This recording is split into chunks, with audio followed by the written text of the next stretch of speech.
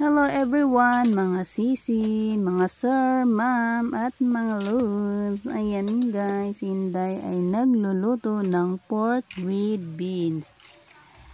Ayan, black beans guys or red beans. Ayan guys, para lang tayong nagmunggo niyan. Tapos ko na yan, ginisa-gisa yung baboy na yan. Pinapakuluan ko yan guys ng mga... So, siguro guys, umabot ako ng 2 hours niya nagpakulo.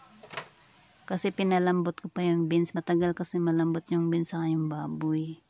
Nilagyan ko pala yan siya guys ng sibuyas, bawang, at luya, at may tanglad pa, at paminta, at pork cubes.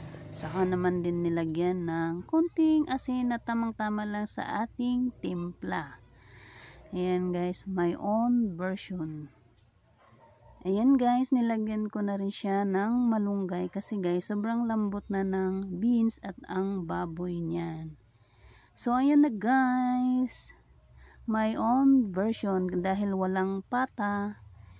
Yang baboy na lang ang ginamit na pang adobo slice.